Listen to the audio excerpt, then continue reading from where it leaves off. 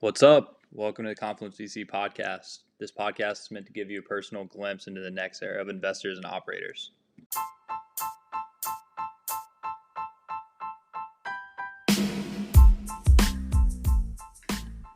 This week we had on Yohei Nakajima of Untapped Capital.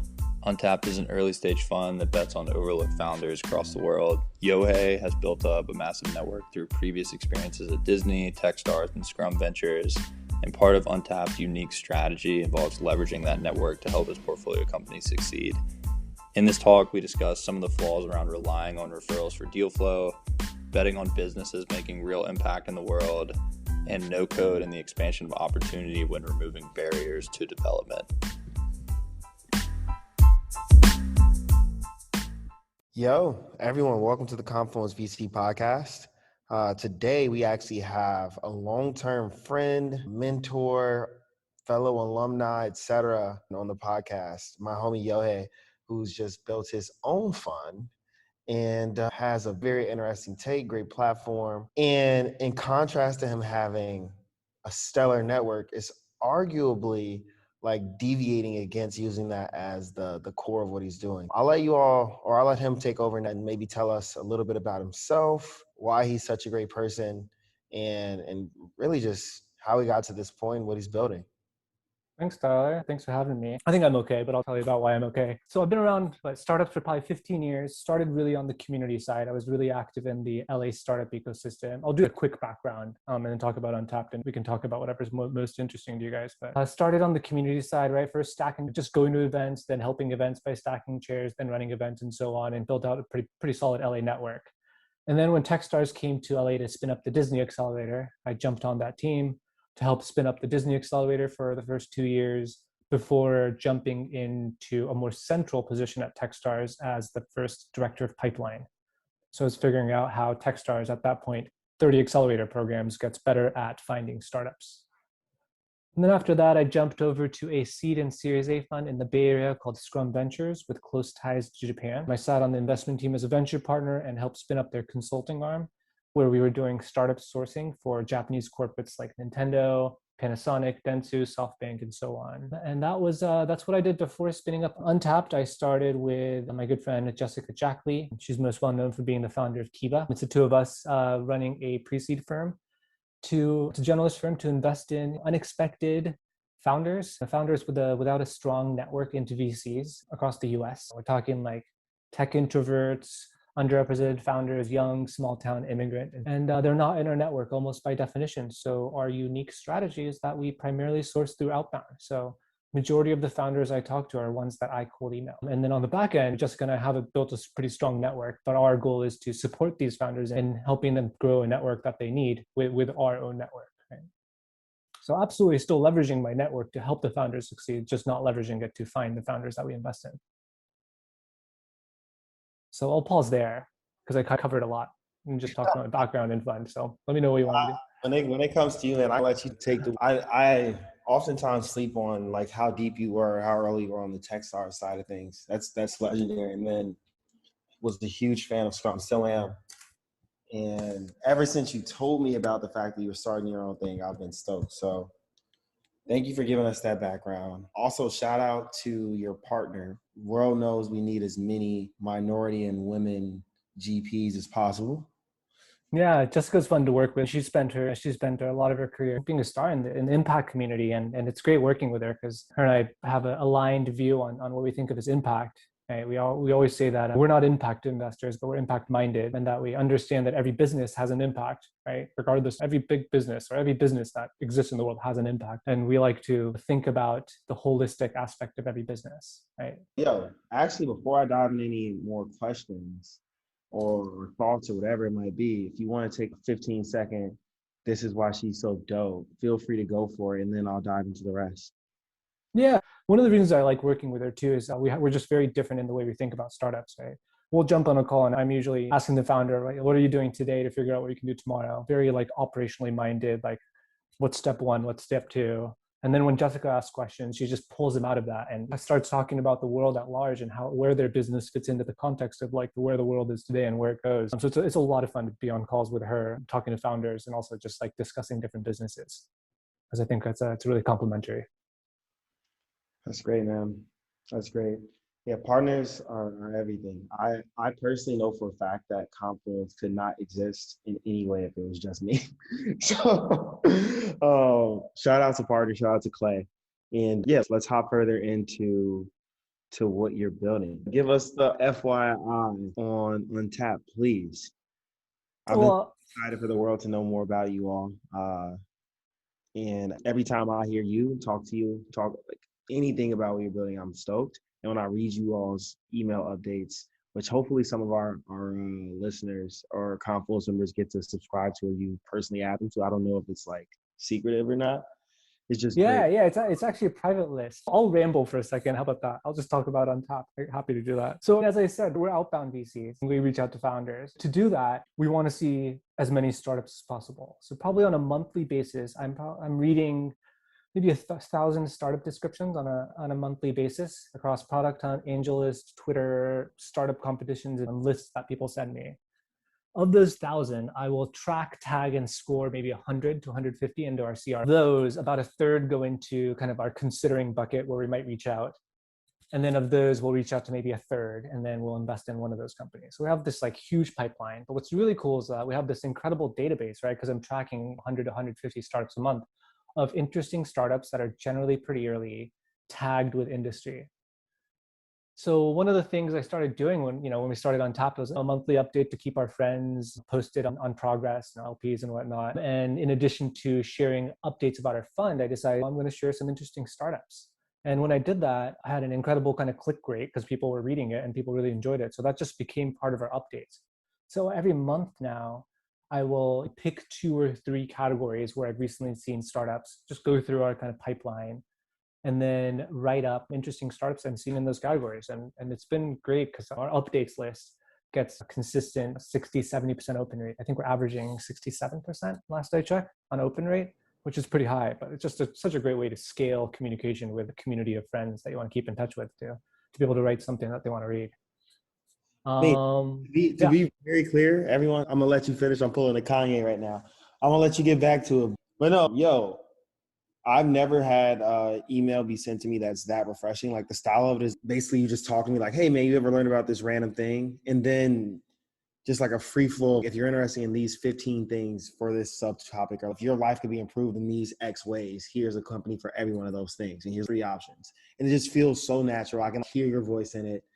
And I just haven't seen many people execute on it like that. So shout out to you, and everyone, please check it out.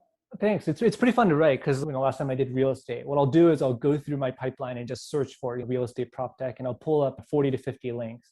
I'll then go through those quickly and just like filter out half of them or maybe 2/3 of them. Keep leaving me with a dozen that I think are like exciting that people would want to read about. And then I shuffle around the order and I just sit down and I pretty much type it out in one go. Okay, that makes sense because I actually use a lot of the stuff. Like I use, what is it? There's this one that you put out that reuse it, like it reorganizes my entire calendar. Reclaim. Yep. Reclaim, great. We might have learned of the script because of you for podcasts. I can't remember. Yeah, I covered. That's changed me and Clay's lives. And then there's 5 or 6 others. And then some of them that I actually just use as an investor or as like a company builder. So yeah, it's also cool because I'm putting out into my ecosystem. I think right now like 400 or 500 people maybe on there. Again, it's all people I've talked to personally, pretty much. Because there's some I love the idea of building in public, but there's just some things I'm legally not allowed to talk to publicly. So this private list is that. But what's great about sharing interesting startups is that whenever I cover a category that someone knows well, they'll usually respond with some feedback or thoughts or additional startups. So I get more knowledge by sharing what I know. And then on top of that, because I can see click rates, I can tell which startup ideas I described are interesting to the people I know. So every once in a while, there'll be like a startup that I mentioned where suddenly 24 people click on that link, which I didn't, which I may not have expected. What I'll probably do right then is I'll just go cold email that founder because there's something I maybe didn't catch. I thought it was interesting. A lot of the people I know if they all think it's particularly interesting, then maybe I should reach out and talk. Okay, I kind of interrupt you.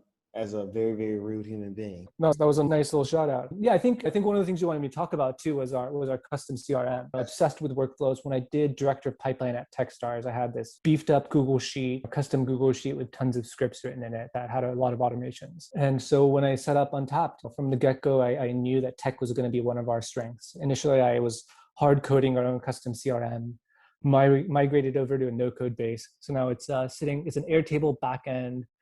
I use Softer for our website and LP portal.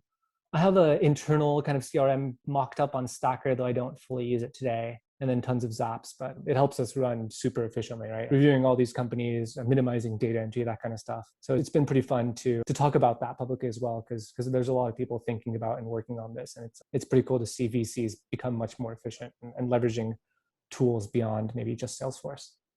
So I'm not gonna let the cat out of the bag here, but like, whether it be me working as a part-time LP for some of my consulting engagements or me having worked at other firms that build dedicated CRMs internally, like, he's being incredibly modest and saying it's not built out. It's really nice. And at some point the world will see, or maybe just as LPs.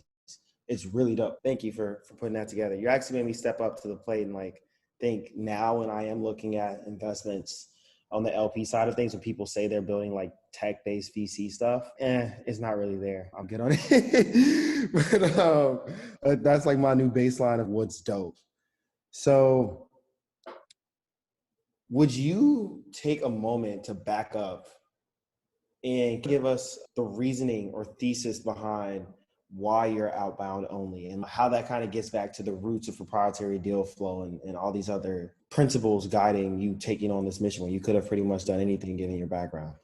Yeah, I'm glad you asked that. I think having been in the VC space, two things really stood out to me. Right? One is that every VC I know primarily sources through referral, and that's their number one deal flow. And then two, I just noticed that a lot of energy from a lot of very smart people were spent chasing allocations, right? They were trying to win allocations in the round, and just it's not just the amount of time, but also the amount of like brain energy spent on trying to win allocations just seemed to be a little bit larger than it should be today. And what I think happens, and what we're seeing is that these founders, when they're well networked, just due to those two things, their round becomes quickly inflated from a pricing standpoint. And having done outbound for over 6 years now, I just know there's so many great founders out there that just don't have a strong network. And as I thought about what my superpower is, there's probably a few people who have as much experience doing outbound as an early stage VC as me. I realized that was one of my superpower and my opportunity. So I decided to set up a firm that leveraged my superpower, which was outbound. And the benefit of that is being able to invest in these founders that other VCs are overlooking because they're either not in their network or the rounds aren't hot because they just don't have a strong to begin with. And our hope in doing outbound, of course, we know we find great companies that other VCs aren't and can invest and support them. But also, I'm hoping that we can get more VCs to do it. And the end result of more VCs, like on average, if VCs did a little bit more outbound, right? On average, founders will take less time to fundraise. And they'll also be less reliant on their network. So I hope that we have that impact across the ecosystem in activating what I call the long tail of innovation. For that, if I were you, I would, for the greater good, be like, yes, I hope everyone does this. But because, and correct me if I'm wrong, because you're only outbound, like in a way, no one else did it, and then just scale your AUM because you're like shitting on it and then expand your strategy. But no, for sure, I totally see the net impact there on founders because not everyone knows that this thing exists. And this thing like that, the VC ecosystem or just general venture capital itself. So that's great. I'm curious as to how founders who aren't raising traditional VC or who may have been and just are just so delighted that someone took the time to reach out to them and understand what they're doing is dope, like how they're responding to you. Yeah, generally speaking, I think people are pretty excited when they're reached out. Of course, I think that sends a signal to founders. So I think we try to do a little bit more diligence, I think, than I've seen some other firms in terms of when we reach out. If I can log on to the app, if I can try the app, play around, spend 10, 15 minutes diligencing it and realize that maybe it's not a right fit, I think it's respectful to do that before I reach out and set up a call. If I can spend 15 minutes figuring out I don't want to invest, it's better I do that before I take up 30 minutes of their time. So we make sure we're pretty excited when we reach out, but founders are usually pretty excited, I'd say, especially at pre-seed. Once you hit Series A, then you have a lot of associates from a lot of firms reaching out, but not many pre-seed founders are getting GPs cold emailing them today yet. Yeah. You care to share any of the, actually, every time I do this, or me and Clay do this, we give people a chance to maybe talk about their own portfolio. With you, because you're seeing so many unique things, and it's not just the standard companies. Like I know there was this one like company that was doing like refrigerator space or something like that we talked about like months ago. That was, I might be totally wrong, but it was something along those lines. Like you down to share maybe 2 companies that you have invested in that are fire, and maybe 2 that you didn't, but are just so out of the blue, but and just so dope that the world should know about them. Feel free to do either of the 2 first. Yeah, I always hate picking, but I'll just pick two that kind of stood out in different directions. One is obviously AI, because I'm a no-code geek. I looked at the no-code space after we built out our app and realized that machine learning was a space that I really wanted to take a look at within the no-code space, and came across obviously AI. They allow anybody with no coding experience to run predictions on a spreadsheet or a backend database in 5-10 minutes. Really powerful tool, and I'm pretty excited about what they allow. Everybody from SaaS companies, e-commerce companies, loan companies are using it to predict things like buy again likelihood, churn, or even loan repayment. So that one I'm pretty excited about. I'm excited about all our companies, of course. On the other side, probably top of mind for me, especially because it's really hot here in Seattle right now during the heat wave, is Windmill. They have these beautiful, smart, sustainable window AC units. Now, if you think about window AC, they're usually generally ugly and old and not sustainably friendly. So I'm pretty excited when I came across Windmill. The founders have the right background they come from the world of ACs, but what they've done is they've designed one that just, again, looks very clean, it's smart, it's the most sustainable sustainable way you can build a window AC. They'll help you recycle your old AC unit. I think they offset the carbon footprint of every unit, the lifetime of it, all built into the cost. So that one's pretty exciting. So if anybody's thinking about implementing no code into machine learning into their business and don't have any machine learning engineers, I'd say take a look at obviously AI. And if you're worried about the heat or bad air quality this summer, and you could use a window AC, I would say look at Windmill Air. Thank you. See, this is the kind of stuff that you get when you subscribe to us. It's like, but okay, how about you dive further in no code? Your list on no code was eye-opening for me and actually inspired me when I was back at GPV to even consider making that one of my core focuses for the quarter. No code's powerful. I think there's 3 big buckets of, 3 big benefits of no code that I'm looking at.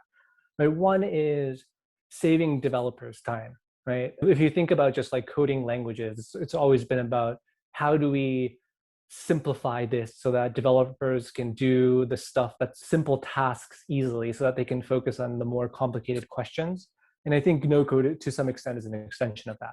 Right? Ruby on Rails made it really easy for people to spin up apps, so people were able to develop much more complex stuff on top of it because they weren't spending the time setting up the basics. Right? I think low code and no code is an extension of that. So one, saving developers time, which means those same developers will be able to spend their brain powers building other exciting stuff. 2 is just operational efficiency across all types of businesses, whether it's SMBs, whatnot, just the idea that there's a lot of stuff that people wish they could do, but they would have had to hire a developer to, let's say, build an internal app for workflow management, that kind of stuff. That's really becoming commoditized. I think there's a lot more experts popping up on the market who can help people set up. So you're seeing consultancies, agencies, and additional tools. So that excites me because inefficiency is just such a pet peeve. And then I say the third, and probably from an investor standpoint, the most exciting thing for me is that no-code tools today, right? If you think of WordPress as the OG kind of no-code tool, no-code tools today allow for much more complex apps to be built, especially when you layer on things like obviously AI and like machine learning, being able to build like a Netflix recommendation engine on top and then provide videos. When people are able to cheaply and quickly develop things that come to mind, what will happen is people who previously could not have started startups will do it, which means we'll have new ideas from new places, from new people. And we'll see new startups pop up that, your traditional founder would have never even thought to do. And that's exciting to me, I think.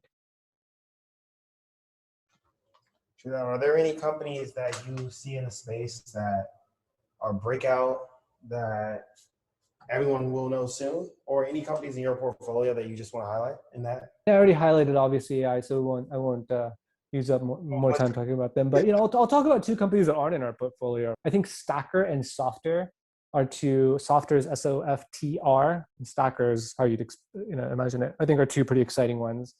It's the Airtable or Google Sheet as a backend plug and play app builders. I played around with Webflow and Bubble. Those are super powerful and super customizable. I think for first time people, sometimes those might be a little bit too customizable at times, or especially if you're building like an internal app or something simple, you don't need all the customizations. Both Stacker and Software are pretty much kind of plug and play. You use different blocks and you connect to your Airtable, clean UI for managing, and it's super fast to build stuff, right? We built our LP portal with member login that ties into our Airtable CRM, and it shows us portfolio news. LPs have access to our entire outbound pipeline with search and filter, as well as all of our LP updates in PDF form are downloadable from that portal. And it took me 4.5 hours to build it from scratch while live tweeting. I was using software. So it's really powerful that you can just do that, right? Dope. Switching topics, because, like I said, I personally think that the companies that you look like or look at are the ones that I rarely get to see in other people's ping me X, ping me Y thing. One, I'll give you a chance to maybe talk about how you pick companies in a vacuum. Once you get to that 150 and the ones that you need, if there's any framework, feel free to answer that or not. And then two, I want to dive into something that's really important to you and some of the conversations that we've had in the past, which is happiness. And it's a very broad topic, but I know that you get it from knowing you over the years. And yeah. I can talk about the startup one quickly. I won't go too deep. But at the very top of the funnel, we're looking at thousands of companies. I think looking at thousands of companies gives me, also because I'm looking up how much they've raised and I'm seeing that data just in my day-to-day. It gives me an incredible idea of what markets are pretty exciting. So we do look for markets with tailwind. I think especially because we're focused on investing in founders with not a particularly strong network. I think those building in a hot market or a soon to be hot market is helpful. So we do look at market pretty heavily at the top of the funnel. And then, we also, as we start talking to them, because they're under network, one of the filters that I have is, do I want to introduce this founder to everybody I know? And that's a gut feeling, but there are people, I get off the phone with them and I'm just thinking, wow, I can't believe that more people I know don't know about what they're working on. And that's definitely a feeling I look for, because I think if you can get that emotion out in people, it's pretty easy to build a network. And I feel like I can support them in growing a network, even if they don't have one. So 2 things that popped to mind based on that question. I think that all makes sense. Tell us about happiness, though. You're a pretty introspective person. And a lot of people I know rely on you through tough times or through really just finding themselves, and something we've been talking about on a few of our other podcasts, like talking about their why. You seem to have been someone that I've known for a long time who has their why in their pocket all the time, and just makes people comfortable speaking to you and just telling truth.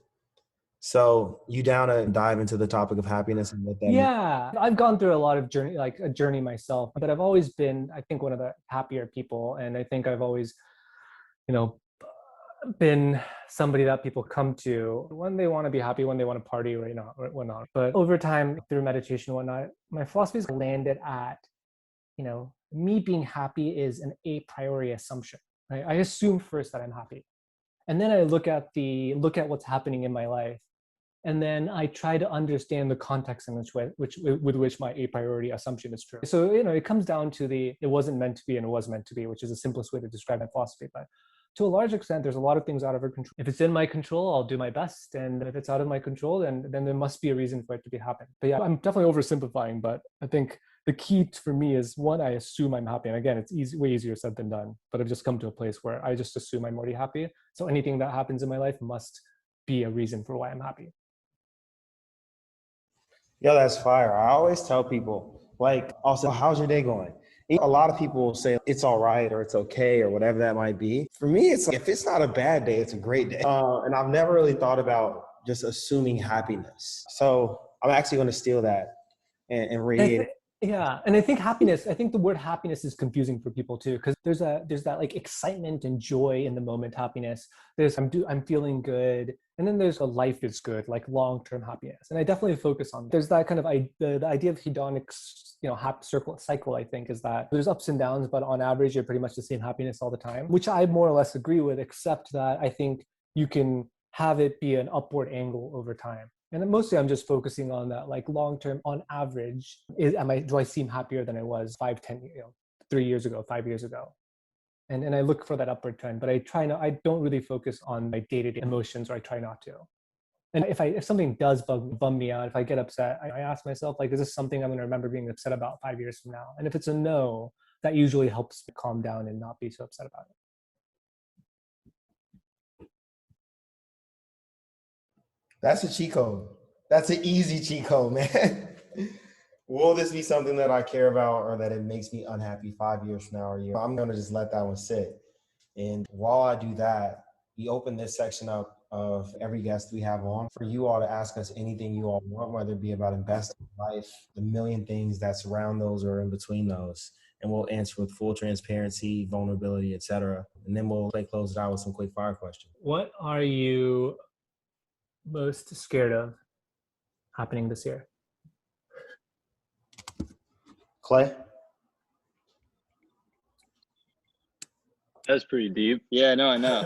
I don't really have an answer in the chamber. I don't know. I think like I've watched a lot of my friends get terrified of like when they're gonna be forced to go back into the office. I luckily don't have to worry about that. But like that conversation keeps coming up in a lot of social circles that I'm in. That's a good one, though. That was a vague question looking for. I just wanted to see what popped in mind. That's a good one, yeah.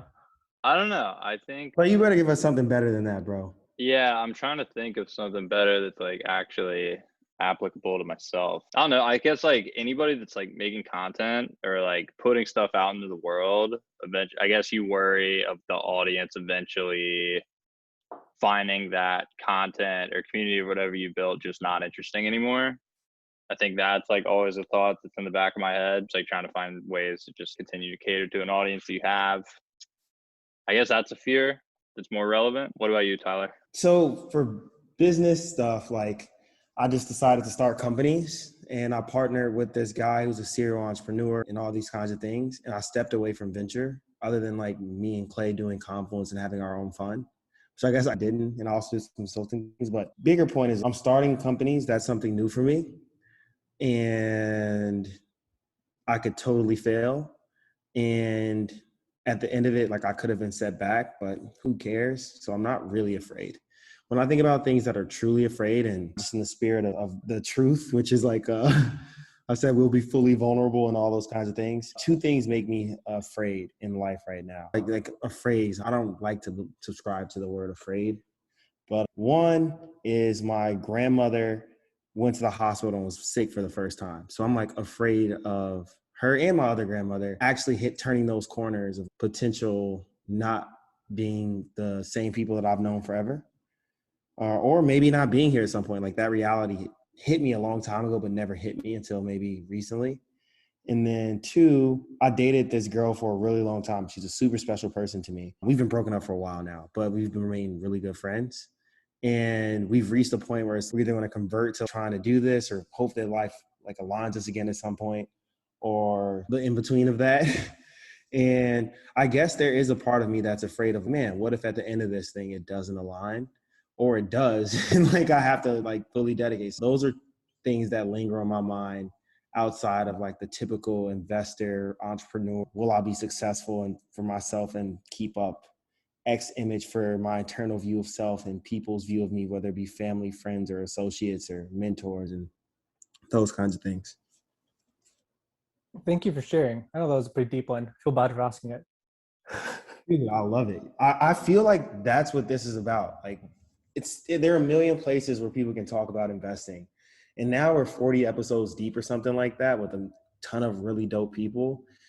Investing is not that complicated. Like it is, but it isn't. I think if we're going to have some type of delta, have this be the one place where people are real and vulnerable and you get to know people, which is what entrepreneurs actually want now, given that money is being commoditized. Like we need people to challenge us and push us further on these types of questions. Yeah, I think it's a good one of the things I want to point out. Like the first couple of things, you were like, I'm not really that afraid anymore. One thing interesting, I do this the negative, visualization where you imagine the worst case scenario of things you're about to go into. And like the more you think about something you're afraid of, and if you think about it, you start thinking about how you'd react. And if you like visualize something bad that you're afraid of over and over, you start coming up with all the different ways you react, and you adjust that over time just in your head. And you're no longer afraid of it because you've figured out what you do if that happened. And I think that's such a powerful thing to do, which is one of the reasons I asked that. True. I think that's the, like in short, that's the I'll be okay if kind of things, or like the Yep. world won't end if, but spot on, man. Feel free to answer the question yourself, or you don't have to because that was ours. And then Clay, how about you spin us into the quickfire? Cool. I guess the thing I'm most afraid of would be ruining a whole bunch of people's lives and not mine specifically, because I think about that a lot, but I don't have anything specific, but that's definitely my biggest fear, just ruining other people's lives. I don't have anything specific fear, but I'm often asking myself, like, if there's ever an opportunity for me to ruin someone's lives, I want to know that before That's real. As an investor, you actually do have that on your back all the time. And now, It's true. if GP of a fund, you have that on your employees. You have, or people who you will employ. I can't say where you all are as a fund. I don't know technically. And then same for your LPs. I'm sure you have a lot of people who want to work with you in that way. And for some of those people or some of those institutions, a lot is riding on your back, and then your personal life as well. So hold that weight up, put it on your back, and I know you're gonna keep moving. Yep. Clay?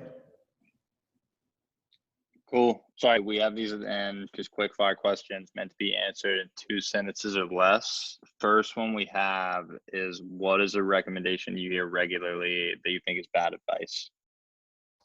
And I saw that one. Honestly, I don't really think any bad advice is bad as long as you take it with the context and a grain of salt.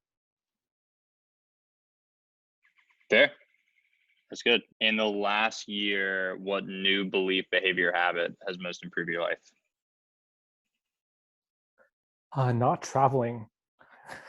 I feel like Tyler and I have had the opposite I think approach. it's different. I think people who don't have kids are like, this was the best time to travel. And I hold up in different new places, and people with kids are the exact opposite. Yeah. No, I feel that. I feel like not having to do the conference circuit every year as VC, like I only did that for 2 years, and that was exhausting. And especially, having kids, that's a totally different ballgame. So totally see what you're saying. All right, next one. Aside from having to say no all the time, what's the worst part about venture? It's like not building. We are building a fund and whatnot, but I say I'm going to take the saying no to other founders. I think saying no to myself with all the other stuff I want to do. It's just running a fund is so busy that there's so many things I want to do that I can't. And I think that's probably the worst part. Yeah, dealing with like back office admin stuff.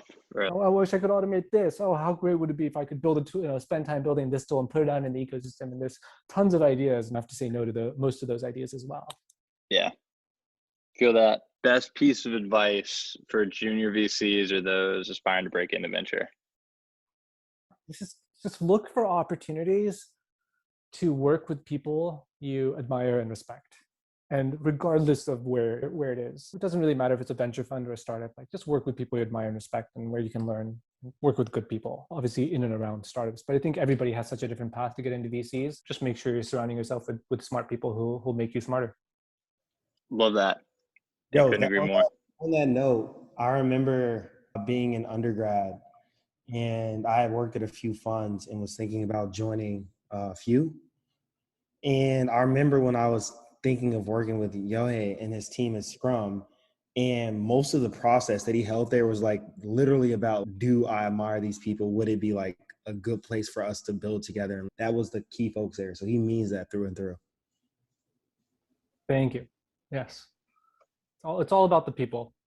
I'm lucky to work with some good people, so I'm biased, but I think working with good people is great. All right, last one we got here. Who's a mentor of yours that you'd want to give credit? I got to give a shout out to Cody at Techstars. He definitely brought me in on this path of investing, and so lucky to have been able to work with him and having to stay in touch with him. And throughout, he's heading up sustainability at Techstars, so pushing that climate angle into the world. And I actually took a climate camp for investors class by Tara because of him too. So he's still a mentor to me. Love it. Cool. I think that's all the questions I've got, unless Tyler has any last minute ones that he wants to sneak in. No, I know. Yeah, he told us he didn't have that much time today. Yo, thank you. And we going to kick it solid outside of here like we always do. Yeah. Let's hang out. Cool. All right, brother. Thanks for having me.